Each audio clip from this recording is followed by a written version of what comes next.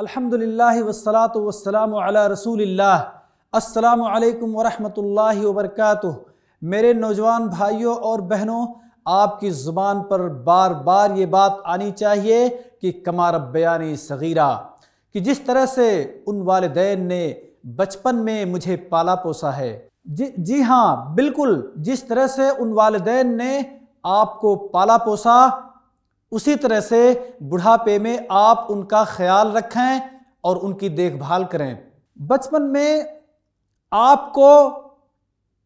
ان کی جتنی ضرورت تھی اس سے کہیں زیادہ ضرورت بڑھاپے میں انہیں آپ کی ہے، اور آپ اس بات کو دھیان سے سن لیں کہ اللہ رب العالمین نے ان کے وجود کو آپ کے وجود کا سبب بنا دیا۔ اسی لیے اللہ رب العالمین نے اپنے حق کے ساتھ والدین کے حقوق کو مرتبط کر دیا ہے، اور سورۃ الاسراء آیت نمبر 23 کے اندر اللہ رب العالمین یہ فرماتے ہوئے کہ وَقَضَىٰ رَبُّكَ أَلَّا تَعْبُدُوا إِلَّا إِيَّاهُ وَبِالْوَالِدَيْنِ إِحْسَانًا إِمَّا يَبْلُغَنَّ عِندَكَ الْكِبَرَ أَحَدُهُمَا أَوْ كِلَاهُمَا فَلَا تَقُل لَّهُمَا أُفٍّ وَلَا تَنْهَرْهُمَا وَقُل لَّهُمَا قَوْلًا كَرِيمًا، کہ تمہارے پروردگار نے اس بات کا فیصلہ کر دیا ہے کہ تم اللہ کے علاوہ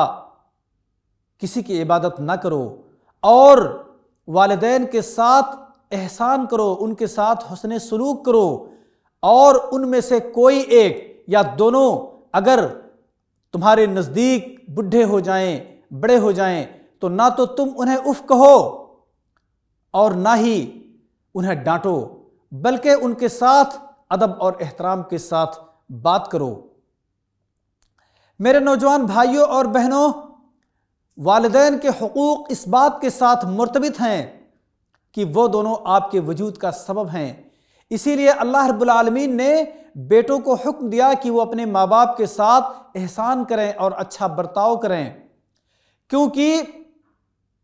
یہ کنفرم اور یقینی حقوق میں سے ہے، اور سب سے زیادہ اہم اور واجبی حقوق میں سے ہیں،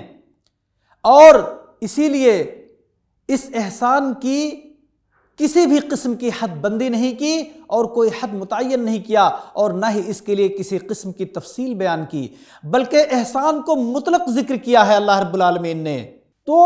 اس احسان کے اندر تمام قسم کی نیکیاں اور تمام قسم کے احسان شامل ہیں، خواہ وہ نیکی یا وہ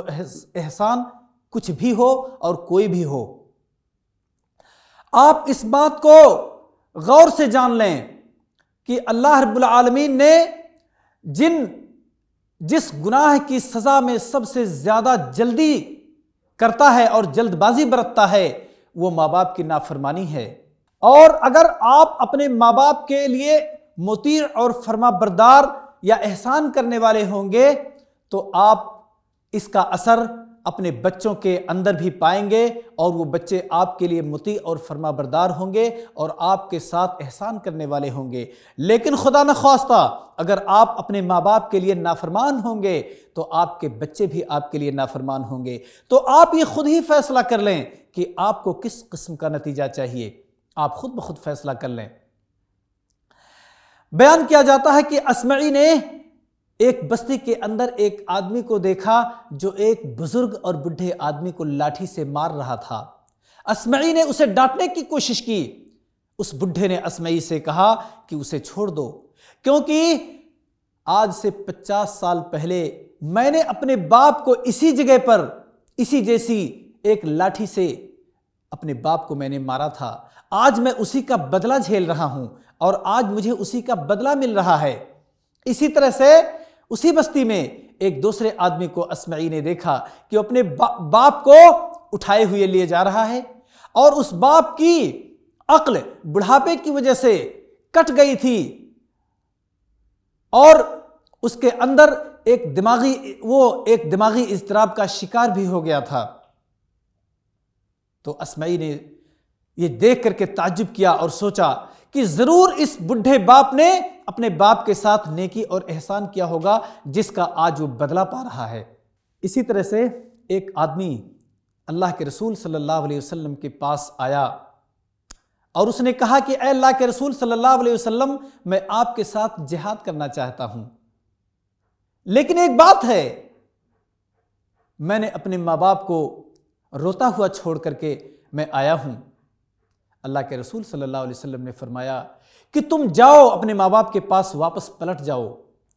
اور جس طرح سے تم نے ان دونوں کو رلایا ہے لازمی طور پر ان دونوں کو ہنساؤ۔ میرے نوجوان بھائیوں اور بہنوں، جہاد جو کہ بذات خود اپنے آپ میں سب سے افضل اور اہم عبادات میں سے ایک عبادت ہے، اور وہ بھی اگر خیر البشر علیہ الصلاۃ والسلام کے ساتھ اس عبادت کو کرنے کا موقع مل جائے تو کیا بات ہے۔ اس کے باوجود اللہ کے رسول صلی اللہ علیہ وسلم نے اس آدمی کو حکم دیا کہ تم اپنے ماں باپ کے پاس لوٹ جاؤ، اور صرف اتنا ہی نہیں بلکہ یہ بھی حکم دیا کہ جس طرح سے تم رلائے ہو ان کو ہنسانے کی بھی کوشش کرو، انہیں ہنساؤ بھی۔ آخر میں اللہ رب العالمین سے دعا کرتا ہوں کہ اللہ رب العالمین ہم تمام لوگوں کو ہمارے ماں باپ کے لیے مطیع اور فرما بردار بنا دے، اور ہماری طرف سے ہمارے ماں باپ کو بہترین اور اچھا بدلہ عطا فرمائے۔ آنے والے حلقے میں انشاء اللہ تعالیٰ پھر ملاقات ہوگی۔ والسلام علیکم ورحمۃ اللہ وبرکاتہ۔